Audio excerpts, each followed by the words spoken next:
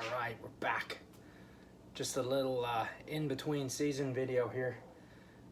Turkey season right now in PA. Unfortunately for me, my turkey population around here is not really good. For the past few years, it's been on the decline. They're not quite sure as to why. I certainly don't see the number of turkeys that I used to. A good friend of mine recently went on a hunt in Kansas for turkey and done really well. Got some nice birds. You can get more than one there for the spring season. Here our season is one tom, of course, for the spring, and then you can get an extra tag if you are in a good area. You can get an extra tag, and for a second tom if you're lucky enough to get two. Like I said, my population around here is really poor. I haven't seen good turkey populations for quite a few seasons now, but I've been busy doing a little off-season work for trapping for next season. So I wanted to show you some of the stuff here that I've been building. Let's see here. First off, this is a skinning tool that you can see with my heavy chain. Unfortunately, due to old age and my occupation, I do have problems with my knuckles, my finger joints and stuff like that. So with skinning animals and pulling hide, it can get painful, you know, repeatedly pulling hide, especially on something tough like a coon. So what I did was I made a manual skinning tool. Now I could have built a skinning machine with a winch. Really, for me, it's not worth that much. It's not worth it. I don't have to skin that many animals. I'm not trapping on, you know, long line and a massive volume of animals. But I made this so I can skin anything from a deer all the way down to a fox or, you know, a possum, whatever animal I want. What I did was I got a cheap sheet metal vice grip from Harbor Freight. It came in a box. There was two. There was a panel spot welding pliers and this sheet metal pliers in it. So you can see it has the wide head on it for grip. And it's a vice grip, so you can clamp it. It's a clamping pliers. Then what I done was I got a chain link, and you can see I welded it to the back of the vice grip here on one side, on both sides, to make sure it's plenty strong. You see how I welded it there? And also I can change the chain out of it if I want. Now I use the heavy chain on it. Of course, this is never going to break. On the opposite end, I made a stirrup. I got some 3/8 rod, and then I bent it into the triangle. Here you can see I welded it at the neck, and then I welded another chain link onto it here, so I can, you know, remove it if I want to change the chain out or make the chain longer or shorter. I can put it wherever I want on the link. I did widen the end of the link. You see I heated it and then I spread it so I can put it over the end of that barrel. So the idea of this is the stirrup hangs down, so you can put your foot in it, and you clamp this to the hide, and then you can put your foot in the stirrup, and then you can pull down on it with your feet instead of using your hands. It saves my knuckles, saves my hands. Didn't get a chance to try it out yet. It should work, in theory. Like I said, I can change the height of the chain wherever I want, depending on the size of the animal. I can also change I have a little chain gambrel here. Now I have my gambrel anchored to the joist in the ceiling, so it's pretty sturdy. It's not going to go anywhere, so I can put a lot of pressure on it. For usually, probably the hardest animals that I get to skin are the coons. Foxes and stuff are pretty easy. The muskrats are pretty easy, but skinning coons, especially if you've got a bunch of them, they can be pretty tough. So this should work pretty good. Wasn't that expensive. This pliers, if you get an Irwin one, it's probably 35, 36 bucks just for one pliers. If you go to Harbor Freight, you can get this pretty cheap. I think it was less than $12 for two.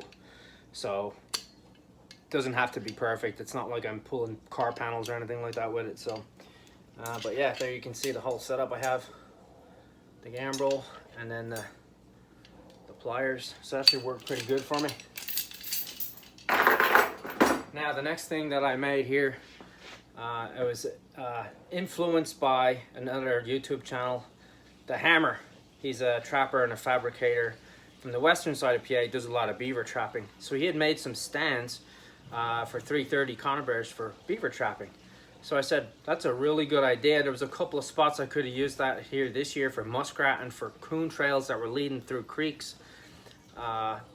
So what I did was I made a miniature version of the stand that he made. This is a 110 conibear. So you can see I used rebar, and then I used 1/4" round stock and bent the round stock up there so that it fits into the bottom of the trap.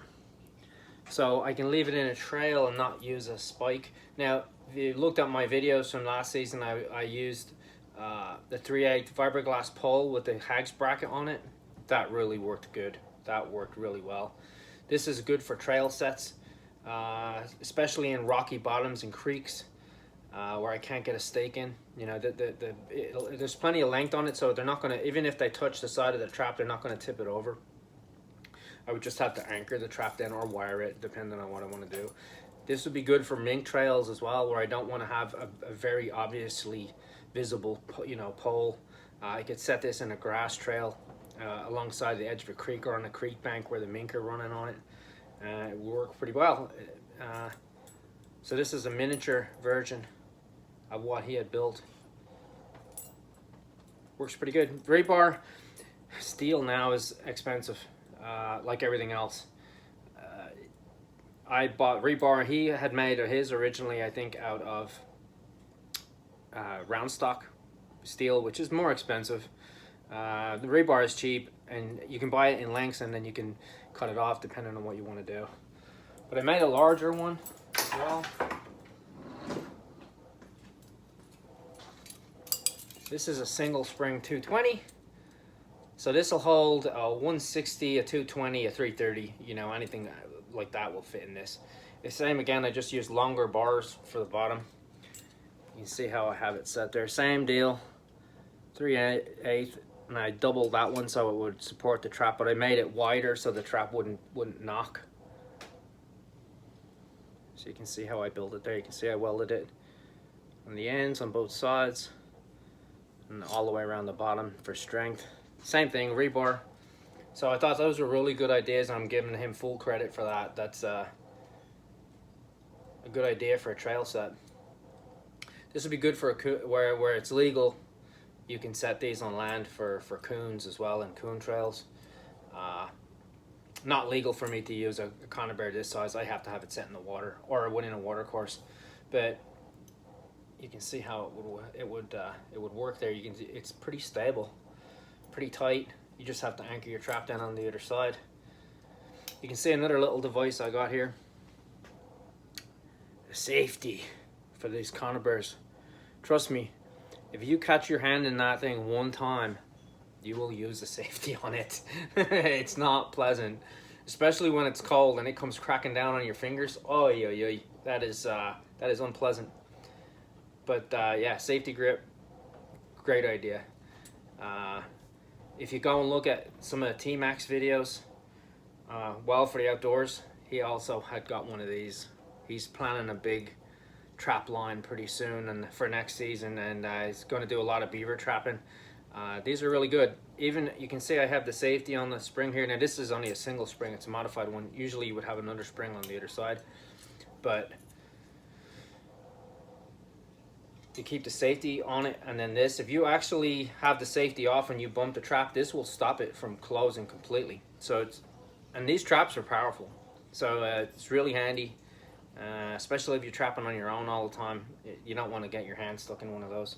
But again, go check out the Hammer's website and his YouTube channel. I'll see if I can leave a link in the description. But yeah, those stands work really good.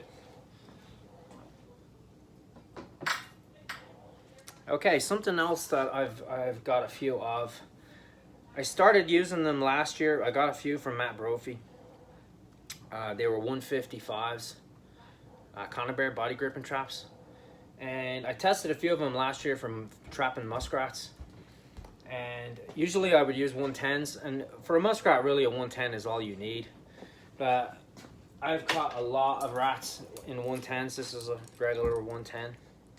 So I found, especially with bigger rats, he's only going to fit his head through there. Once his head goes through there, that trap is going to close, and it will close right on the back of his neck. So that's about as far as he's going to make it. Now, and that's a lethal catch, especially when the traps are underwater. He's not going to last in that. It's a crushing blow, you know. What I found is with the 155, I think 110 is about 4 inches. 155 is 5.5 inches. So you can see them side by side. It's a little bit bigger, but not much bigger, but a little bit bigger. And these are Magnum traps too, so they close all the way. But with these traps, now I have these in single spring and then I have them in double spring. And the double spring one that's a devastating catch. But these, I've noticed with these that this will suitcase a muskrat. So if you're using a setup where you're maybe using a bait underwater, like a carrot or something on your trigger, or a parsnip or an apple on your trigger, and then you have it set on top of the water or under the water with the 3/8 inch pole and the hags bracket. You see I have my hags clip on the side here so I can set it on the pole. You can set these any depth in the water you want. You can set it on the bottom in a run. You can set it mid-water near a feed bed. You can set it right on the top where it's half out. Say if that is your water line and you have bait on it, so when he's swimming around the top and he sees the apple or he sees the parsnip or carrot, and he'll come over and get it. I've noticed with these, if you look at my videos, the muskrats that I caught in the 155s, it was a suitcase catch. So he made it through the trap a little bit more, and then it would catch him on the head, and then it would catch him across the back as well. So there was no way he was getting out of that ever. There's absolutely no way. So for issues like I had last year, and I'll tell you why I was going to use them. 2 seasons in a row now I've had incidents where a large raptor, an eagle, in both cases actually, I had caught rats that were close to the bank and coming into bank dens, and the water was maybe a foot, maybe a little less than a foot in some spots. So the rat is coming in from deeper water, he's coming up into the bank den, he gets his head only in the trap, and then his backside floats up. So his backside actually would breach the surface of the water, and it's close enough to the bank that the big raptor flying over sees it. He doesn't know it's stuck in a trap. He just comes down and grabs it, pulls it out of the water, and then he's ripping the rat to pieces. Whereas with this, he can't do that because his head and his back are caught in it, so it keeps him under the water, it keeps it submerged, and that way the raptor can't come and grab it. So I figured this year I might use some more of these if my traps are in shallower water and I'm trapping bank dens. I'm going to give that a try and see if that works out better. But yeah, 155, I'm a big fan of that. I noticed last year that all those rats were suitcase catches, not just head catches only, especially with the bigger rats, the big adult rats, like the rats like this type of size. See that rat there? That you get good suitcase catches in those instead of just catching his head and then his back end floats up, and that was how the eagles came down and grabbed them. So we're gonna see if we can fix that up. But yeah, busy prepping for next season already. Now you might have noticed, I'll give a shout out to my buddy Eddie, Mink Trapping Patty. This is a shirt from the Pennsylvania Trappers Association. This is their new one.